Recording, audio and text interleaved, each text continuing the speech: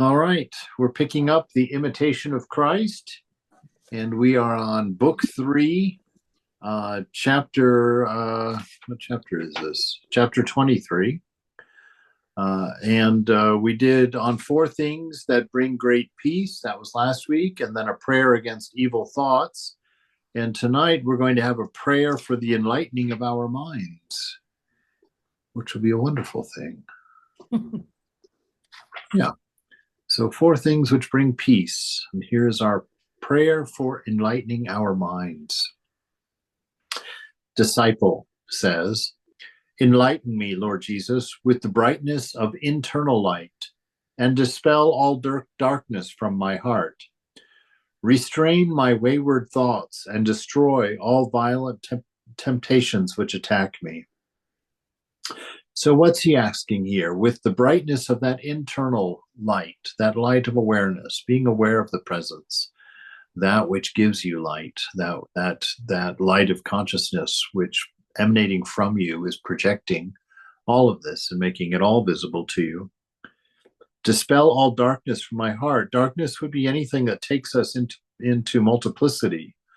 That would be any egoistic doership would be the thing that would be darkness in the heart. Things that are when it's dark and protected in the heart, it means there's a defensiveness around it, a lack of surrender around it, an unwillingness to let go.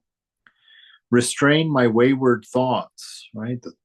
And destroy all violent temptations which attack me, right? And that's really a prayer for steadiness, a prayer for integrity in your word, to destroy all violent temptations which attack me, because temptations are only violent when there's a working attachment involved, that you haven't broken, and when you say no to them, you don't really mean it. You've got a reservation in your mind somewhere that's not totally sincere, not totally earnest about saying no. And we can always know that when the same thing assails us and just won't leave us alone even after we've resisted. That means that we're making space for it.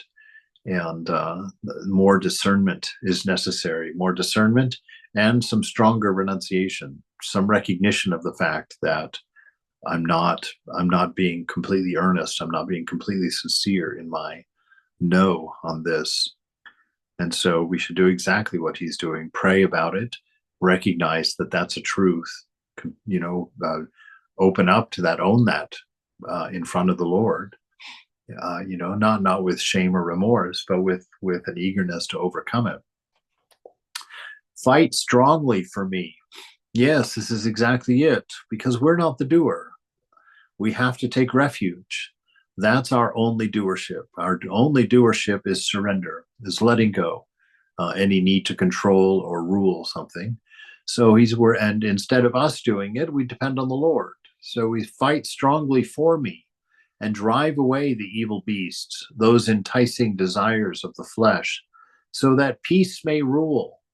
Now, this is very interesting because he's equating here success in our renunciation with peace, which if any of us are paying any attention in our spiritual life, you'll see that is an equation, that if you are renouncing and if you are discerning and you're being strong and going forward, that there is peace in your mind and in your heart. There is a sense of contentment. The restlessness is not there. Restlessness comes into the heart when we lose sight of the divine. And when we're looking around to other refuges, other places to distract us or make us happy or entertain us or whatnot. So this is really a prayer for that one-pointedness, that surrender to God, that God will fight for you and take away those evil, enticing desires of the flesh, so that peace may rule by your power, and may your name be praised abundantly in the temple of my soul, which is a clean and pure conscience. Right? So this is that. Have it like St. John of the Cross, that wonderful illustration that he talks about, where we can't get there by ourselves, but we can get to the edge of the chasm, right? And he says, once we get to the edge of that chasm, we establish our room for the bridegroom where we'll wait, right? And so we spend our time waiting on the chasm there for grace to take us across, to come and pick us up and take us across. And in the meantime, we just purify the heart, remove selfishness from it, decorate that room so when the bridegroom comes, and to meet you, you have a beautiful place for that to happen. A clean heart, a good conscience, a strong will, a good collection of discernment, and a strong renunciation, all waiting for the beloved when he comes. Command the winds and storms of pride to cease. Say to the sea of worldly desires, be still. And to the north wind, the devil's temptation, do not blow. Then there will be peace and tranquility. Yeah, so when we really depend on the Lord and surrender and open our hearts and give ourselves to the divine will, doing our practice, doing our discernment, and staging an ever stronger renunciation, to bring our 100% decision to the forefront. No. And the mind doesn't argue, because the soul doesn't argue, because he knows that's a no, and that's a no from all the way down. There's not a chance that that's going to happen, right? And I practice this sometimes, like on days when I know my mind's a little shaky, around some of my desires. Usually if I recognize that in the morning, I'll make a vow. I'll take a vow for the day. I'm not going to do X, Y, or Z today. And I'll try and clear the moment and really stand before the mother and look her in the eye and say, I'm not going to do that today. And usually that really helps the renunciation. That helps the determination inside to be strong, because you've said it, you've made a commitment about it, and it's a lot more pertinent when you've said it that morning than just because you said it 15 years ago. So you carry it with you, keep your mind fresh.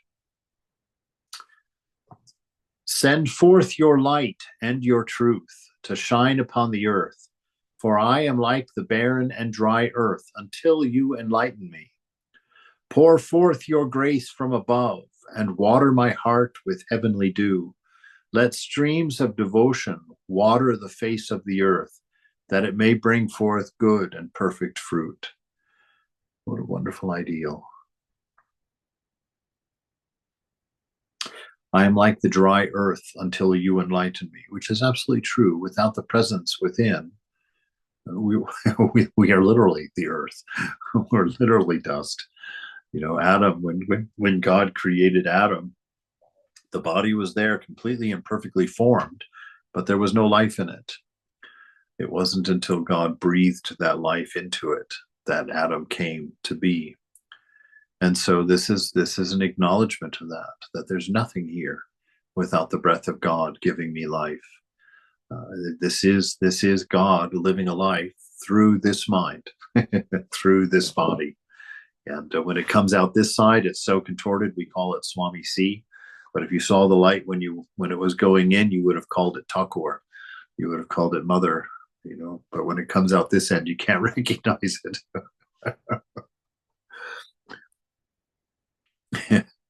Lift up my mind, so oppressed by the burden of sin, and raise up my desire to heavenly things, right? It's a prayer for having that harmony with the divine will, right? We start with our will being the divine will. The will of the universe and our will are one and the same when we don't have that me in mind, when we don't have that egoism, right? And so his prayer here is lift up my mind, lift my desires away from the body mind, and return me to that state of knowledge where I know that I and the universe are one, and I am completely surrendered into a unity, into a harmony with what? With Satchit Ananda.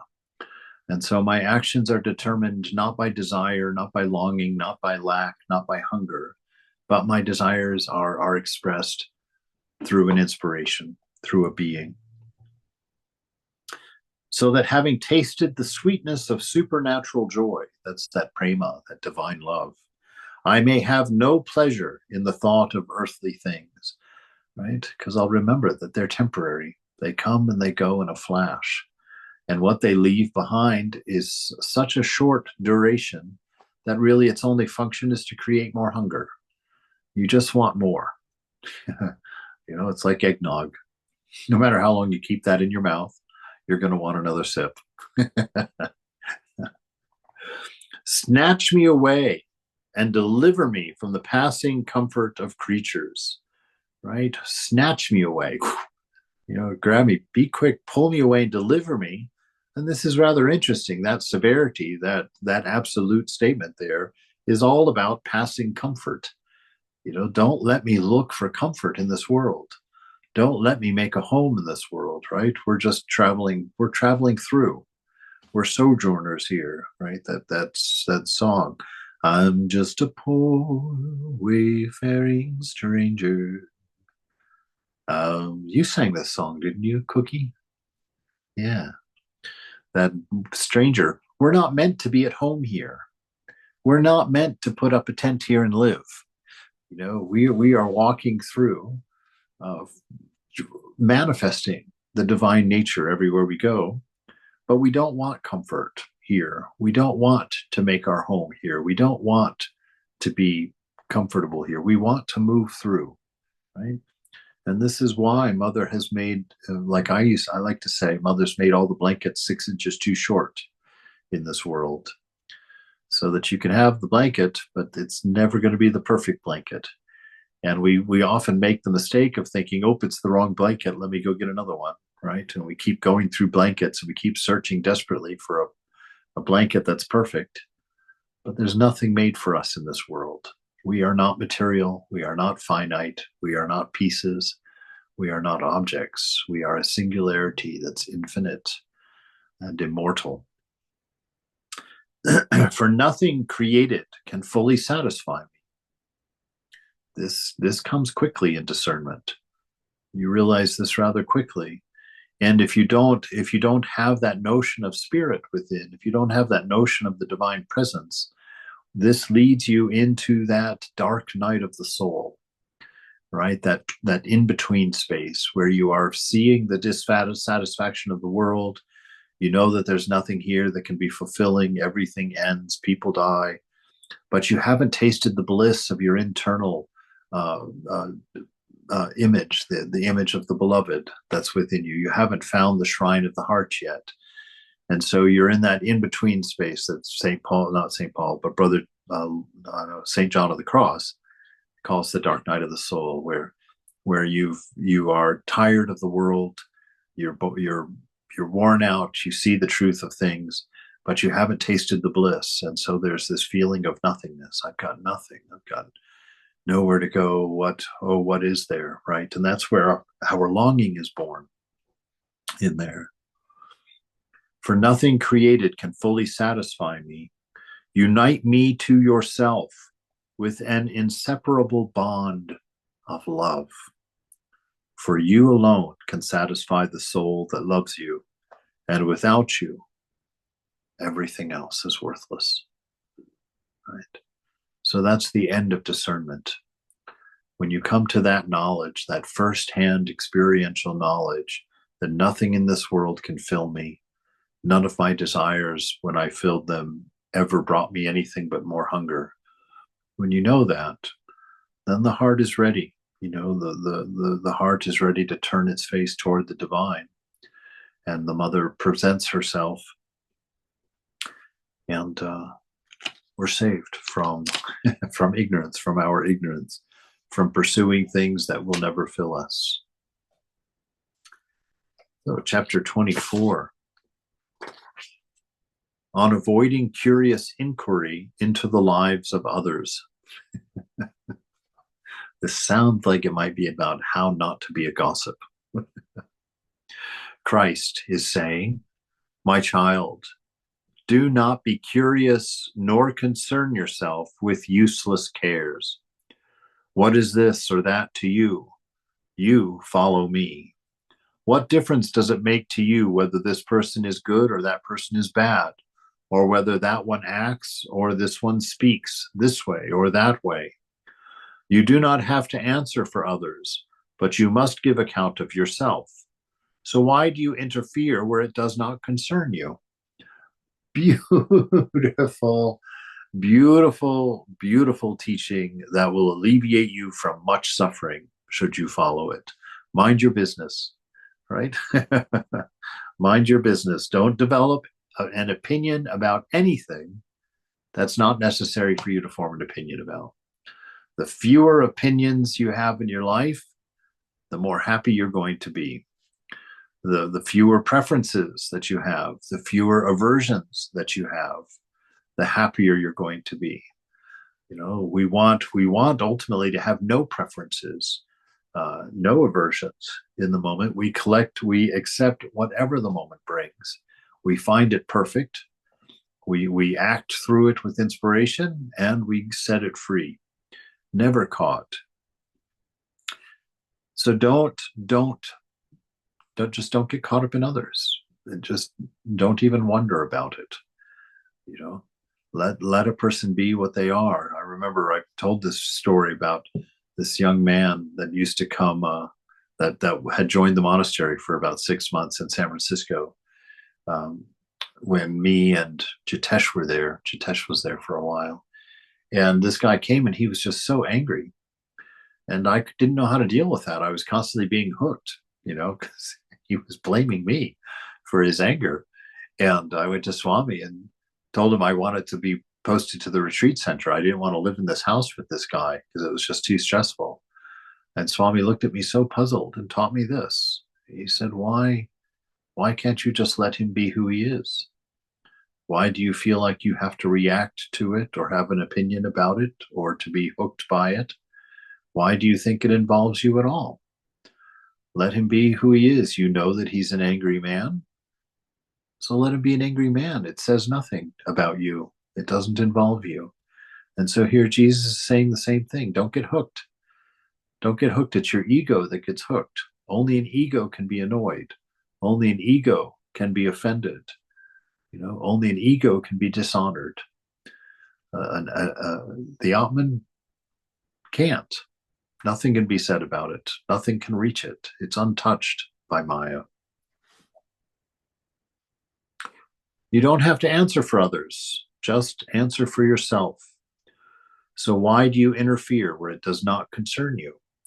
I know everyone, and I know all that is done under the sun, and I know how things stand with all persons, what they think, what they will, and to what end their work is directed.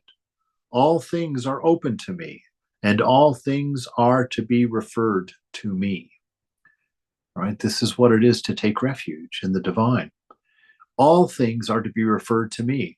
That's a wonderful, wonderful, wonderful, wonderful promise of help right there. You know, you've got troubles with a noisy mind. You've got troubles with an impure mind. You've got troubles with an angry mind. You've got troubles with a lazy body, a sick body. All things are to be referred to me.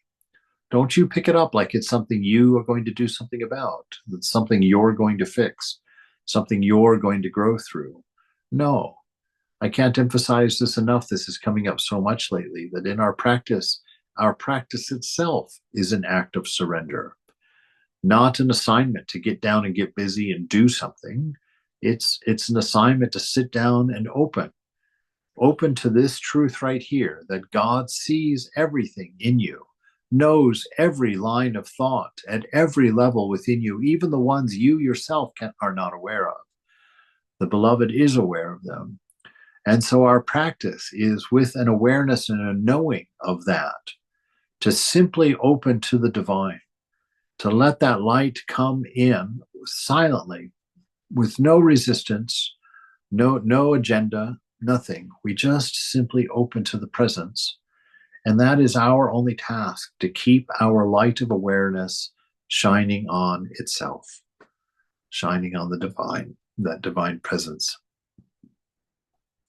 All things are open to me, and all things are to be referred to me. What an invitation for such an intimacy there. really know there is no hiding, there is no secret, there is no part of you that God is not intimately familiar with. And so you don't need to pretend that there is, that there isn't.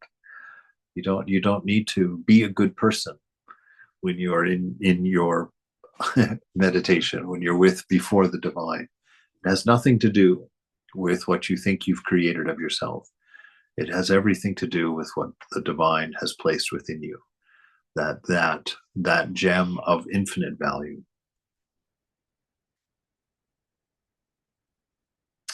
So be at peace. That's your job. So be at peace and do not let your mind be disturbed. And let those who want to pry into another's life be as busy as they will. In the long run, whatever they say and do will come back upon them, for they cannot deceive me. Do not be anxious to win a great name for yourself, right? Don't be concerned about your reputation. Um, this is one of those things, and if you know that you have an affinity for that, then be extra silent. Make sure that you do your good deeds in silence, just for the mother, no one around, and see how long you can keep your mouth shut about it. See if there's any way that you can resist in your next conversation with your friend of not bringing it up, not hinting at it, not making any statements that make it obvious that you did something good today. So do not be anxious to win a great name for yourself, to have the familiar acquaintance of many, right? So don't look for lots of friends. Why? Because God is your only refuge. Friends are not refuges. Friends also are temporary. Friends have moods. Friends come and go, And so don't count on any of these things. Don't look for a good name. Don't look for fame. Don't look for lots of friends, nor the particular affection of any person, right? So not even singular people, no lovers. Do not try and find your satisfaction through any of these means of the created, right? All of these things are just manifestations of what you already are. You cannot get anything from them. There is nothing in the dream that can actually give you something. For such things cause distraction. They cause what's distraction? Forgetfulness. Because you're not putting your eyes on God, you're not surrendering to the divine, you're not taking refuge in the divine, you're not remaining aware of the presence if you are looking at other things that you think can fulfill you. So these things cause distraction and will rob you of your peace of mind. Exactly what Thakur says. The sadness of what it is that here I am, even wide awake, and that there should be robbery in my house, right? That our distractions have come in and taken our peace, taken our satisfaction. When the mind begins to measure itself, that's when we get into trouble. If only you would watch faithfully for my coming and open the door of your heart to me. That's it. That's meditation right there. Watching faithfully and opening the door of your heart to me. That's meditation. That's what our practice is. We simply watch closely until we see the name of the Lord, and then we just open everything. Just open all the doors and let the Lord see and be. And that presence will calm you. That presence will train you. That presence will inspire you. That presence will be your strength. That is the meaning of refuge. If only you would watch faithfully for my coming and open the door of your heart to me, I would gladly speak to you and reveal to you my secrets. Indeed, this is what we're talking about. When you get into that silent space inside, when you've opened up all the hatches and doors and windows, and the divine presence is within, and you're sitting there just enjoying that presence, then suddenly you become aware in that silence of all of these gems that Thakur talks about that lie hidden deep under the waves of the mind, under the waves of thought, down outside of mind, beneath the mind, where it's silent and still. There you find these gems. That's where you become aware of your immortality, of eternity, of a peace that passes understanding, of that bliss that's native to you.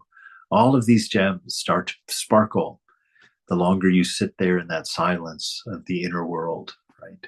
And just like your eyes adjust and you can start to see everything at night, so the inner eye adjusts and you begin to see all of the hidden treasures of the divine name within you.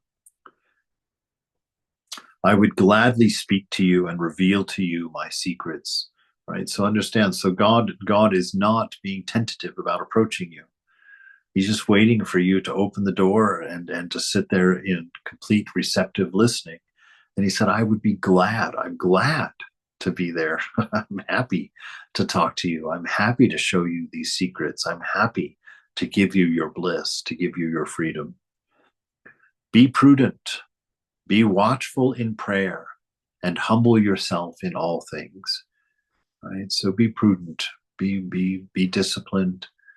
Be wise, be watchful in prayer, right? Guard that heart. Don't let things go on inside that you're not aware of. That's ultimately what we want. We want to be fully aware inside so that we can see those first sparks of desire and snuff them out before they become states of mind, so that we can see those wrong ideas when they're small before they become states of mind that dictate our behavior, that dictate our mood, that dictate our actions. So be prudent, be watchful in prayer, and humble yourself in all things, which means remember you're not the doer, right? Humble yourself. Remember that you're not the doer. Remember that this is not an ego grasping. This is not you doing something. This is you surrendering.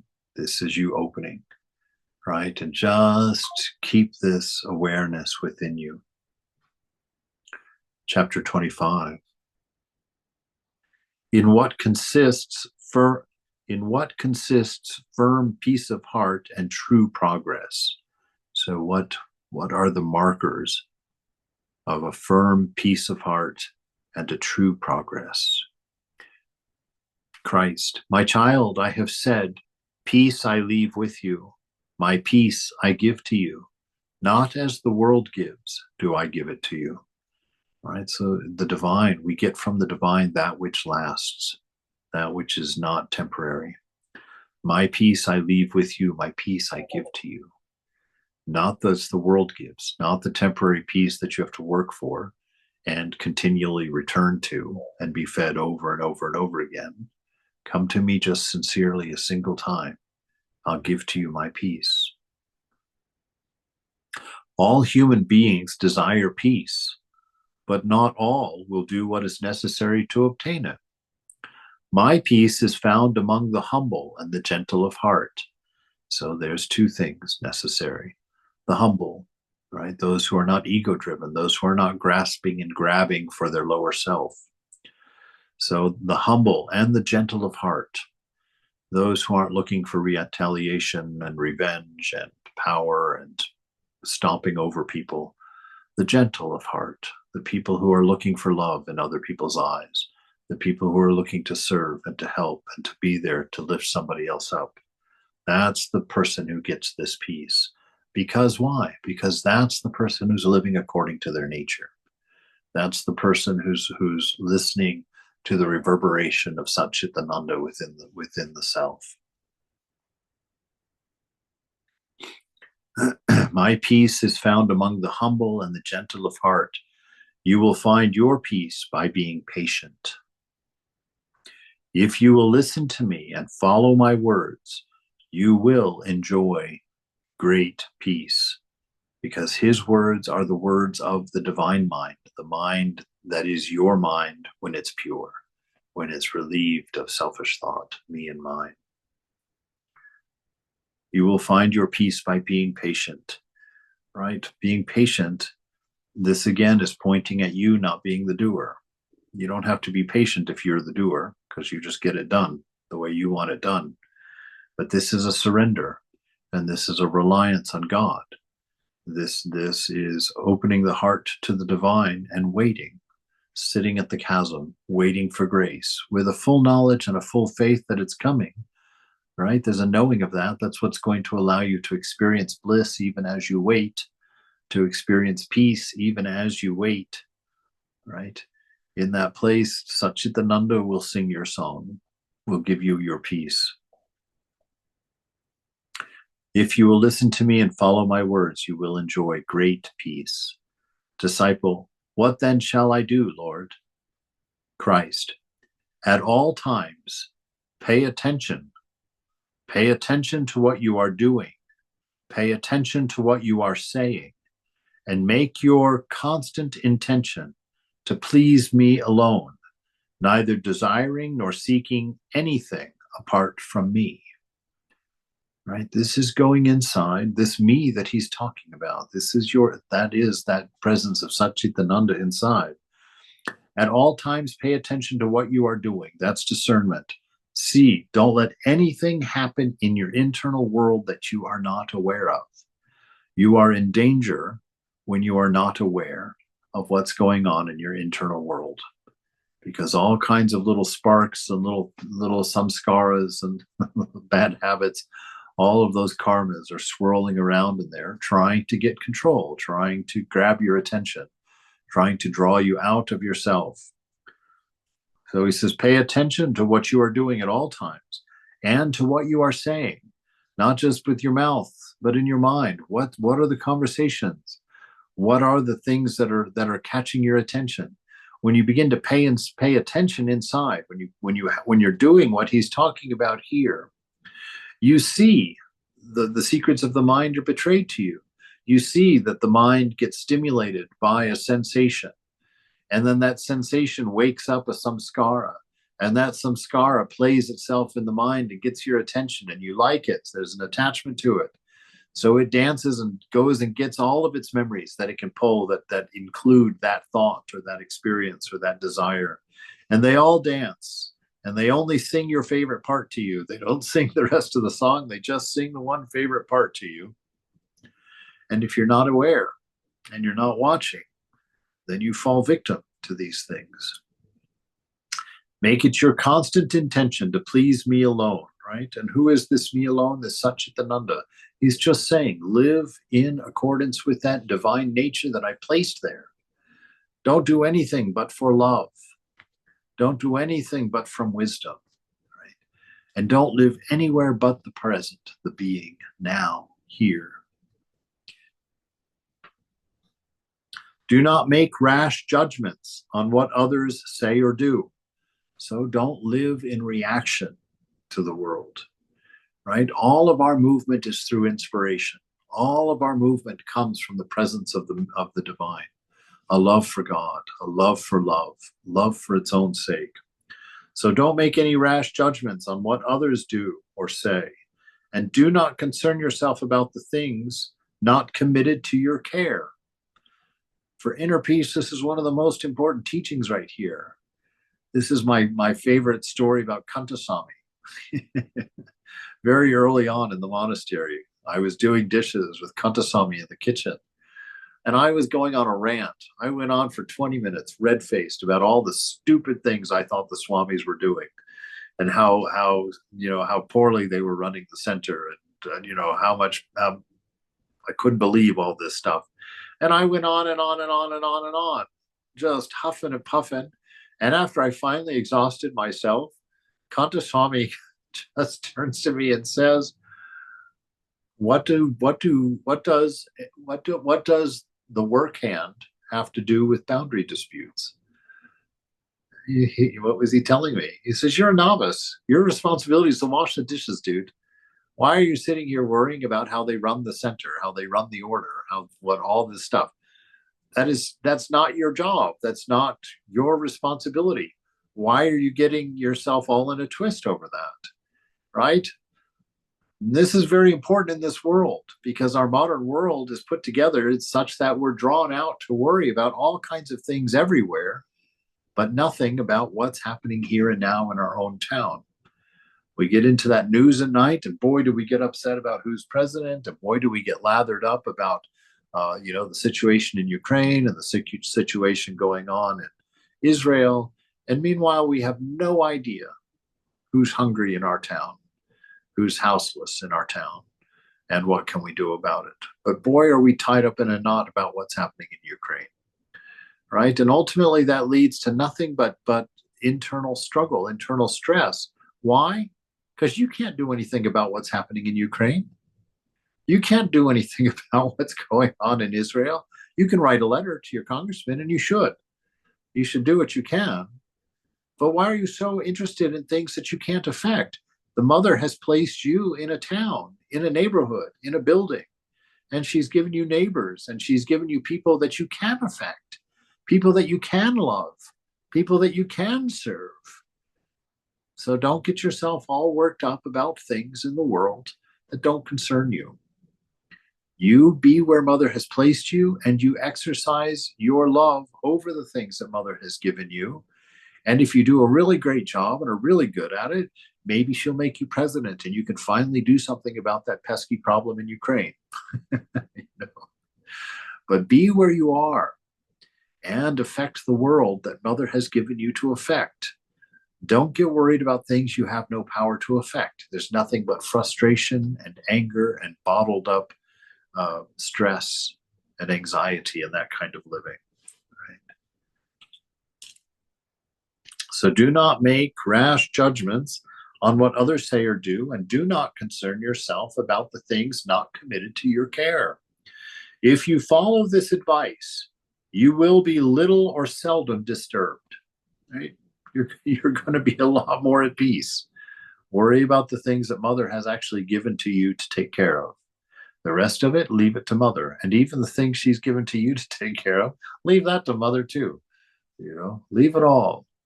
Just open your heart and let the divine see. But never to feel any disturbances at all, nor to suffer any anguish of heart or bodily pain, is not the state of this present life, but of the life to come. You know, so accept your lot, accept what's going on. There's going to be pain, there's going to be struggle, you're going to make mistakes, you're going to forget. These things are all going to be there, but it doesn't mean anything. Stay there. Stay in the presence. Hand that pain back to the Mother again. Make your prayer again for purity and for strength and for integrity. Work again at being inspired by Satchitananda within. Work again at accepting the moment as it is and creating something beautiful out of it. Do not think, therefore, that you have found true peace if you feel no grief, nor that all is well if no one opposes you, nor that you have arrived at perfection if everything goes the way you want it. Do not entertain any notion that you are a privileged person. Do not entertain any notion that you are particularly beloved by God because you experience great fervor and devotion. What's he actually saying in these things? Don't add any of your successes to your ego. Do not blame yourself for the good that you're becoming. Do not blame yourself for the freedom that you're finding, for the inspiration that you're becoming to those around you. Because you are not doing. You are simply opening and letting the Lord see it all and letting that presence comb out your soul. Lord, Mother turns you into a saint. Mother cleans your dirty diaper, right? These things we know. You don't do it. And so any of your successes, be grateful and thank the Lord. Do not put them in your pocket and think, I've done that. Look, I'm such a good meditator. Look, I'm a monk. Look how well I am. You know, look how everybody loves me. Look how things are going so well. Right? If we do that, there is no peace for you. Because if you take responsibility for those things, Mother will give you responsibility for those things. And when she does that, you're going to fail. Because the reason she does that is so that you can find the freedom of being ego-free, right? And losing ego when you have one is always a painful experience. Always a humiliating experience. Do not entertain any notion that you are a privileged person, particularly beloved by God, because you experience great fervor and devotion. It is not in such things that a true lover of virtue is known, nor does a person's spiritual perfection and progress consist in these things. right? You are where mother has placed you, nothing more. You have what mother has given you, nothing more. You are able to say what mother puts in your mouth, nothing more. Be content. Find great joy in simply being in the presence. That's all you have. That's all you need. That will take care of everything that you're looking for. Disciple.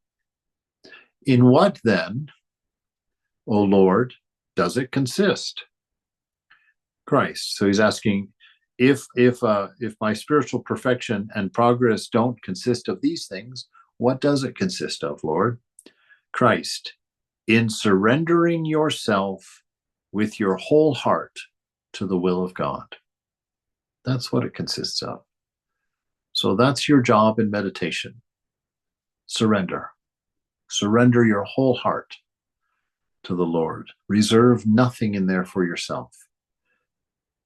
Right? So be aware that God sees every part. So don't think you have a private room in here where you think to yourself in the absence of God. You do not.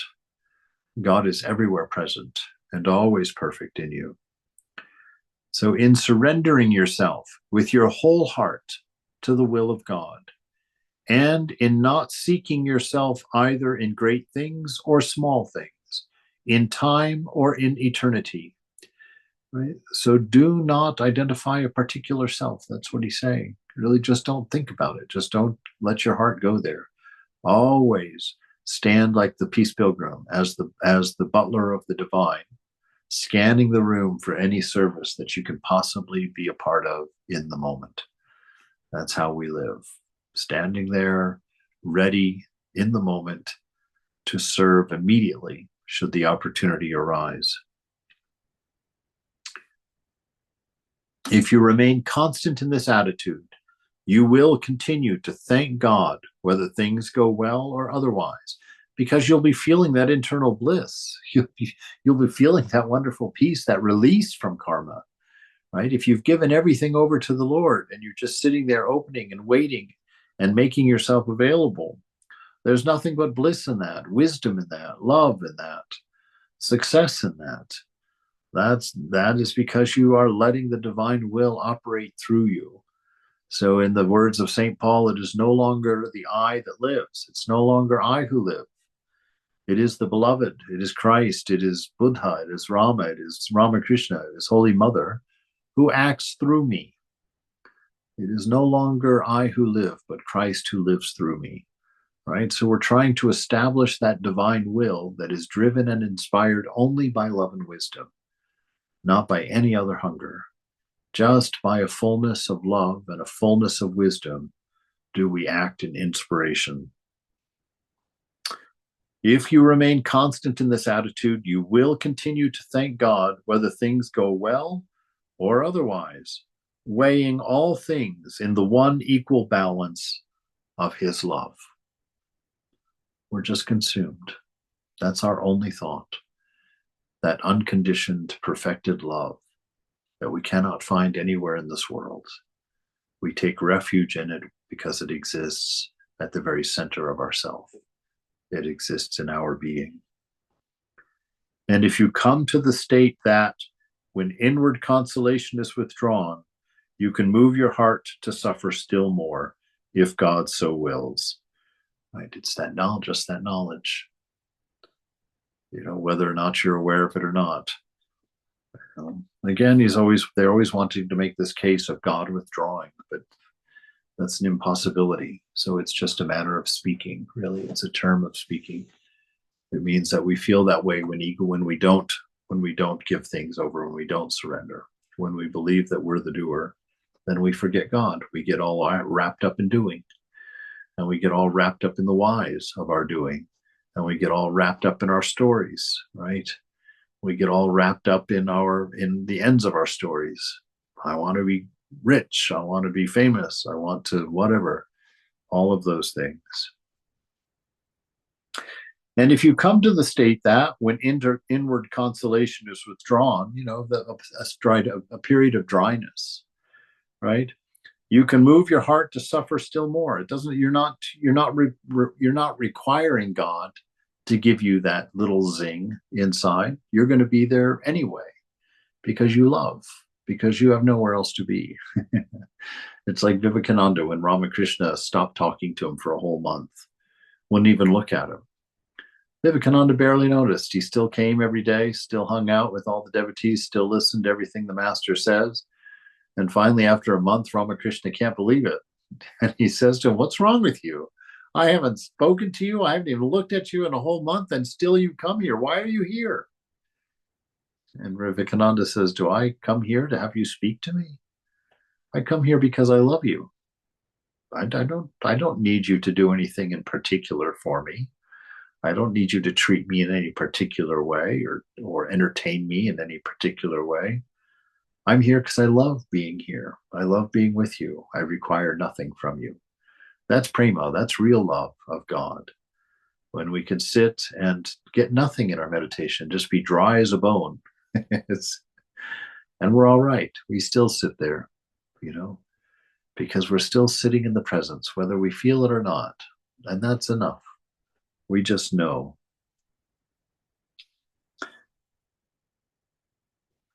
Though if you come to a state that when the inward consolation is withdrawn, you can move your heart to suffer still more, if God so wills, not considering it an injustice for you to suffer such great things, but acknowledging the justice of all my decisions, and still praise my holy name, when you walk in the true way of peace, and may hope without doubt to see me face to face in the everlasting joy in the kingdom of heaven. Right? So not considering it an injustice for you to suffer such great things, but acknowledging the justice of all my decisions. God is everywhere present and always perfect. Right? And so we have to move all of the furniture of our life around into the proper place until we can see that fact. God is everywhere present. I see him everywhere. And he's always perfect. We accept this moment as his manifestation, as her manifestation. And in this moment, we're content because we know that we are enveloped in a pure love, in a pure wisdom. We know that it's going to turn out just fine, that God will not let us slip from his hands, that we will not fail because we're not doing. It is God that we have surrendered to, and the power of the divine that we have counted on. And we are constantly aware of that. And if you can arrive at a complete contempt of yourself, you can be sure of an abundance of peace, as much as is possible during your earthly exile. All right.